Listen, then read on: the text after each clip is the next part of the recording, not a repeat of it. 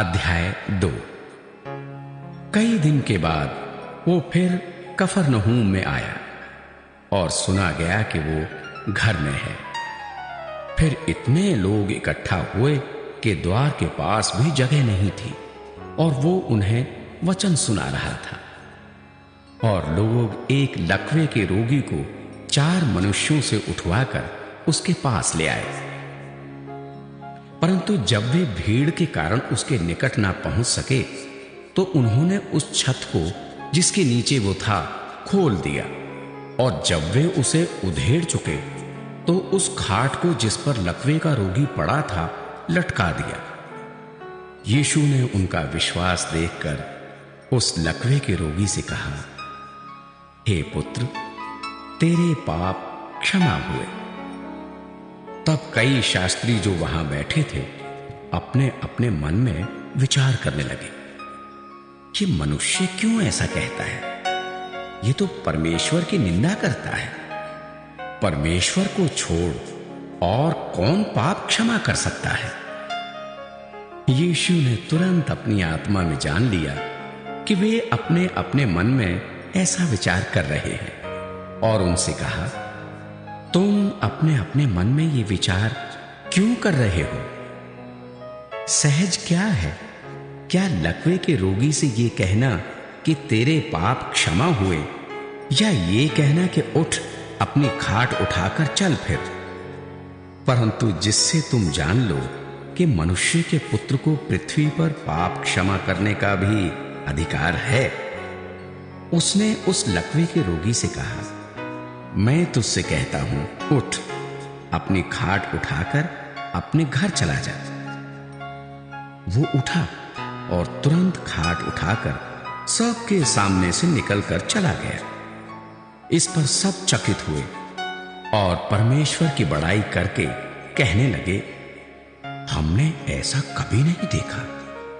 वो फिर निकलकर झील के किनारे गया और सारी भीड़ उसके पास आई और वो उन्हें उपदेश देने लगा। जाते हुए उसने हलफई के पुत्र लेवी को चुंगी की चौकी पर बैठे देखा और उससे कहा, मेरे पीछे हो ले।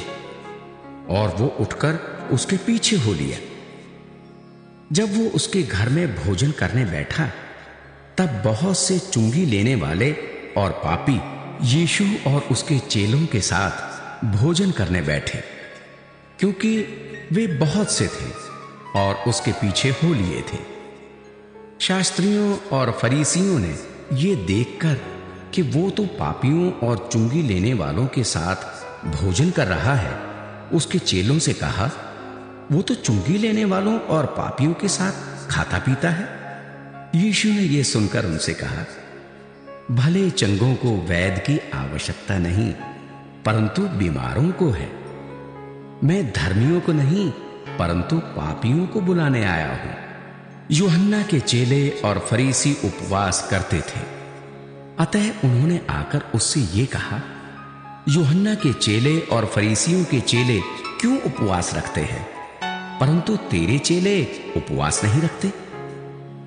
यीशु ने उनसे कहा, जब तक दूल्हा बारातियों के साथ रहता है क्या वे उपवास कर सकते हैं?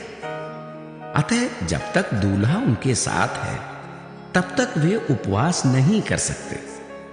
परंतु वे दिन आएंगे जब दूल्हा उनसे अलग किया जाएगा, उस समय वे उपवास करेंगे।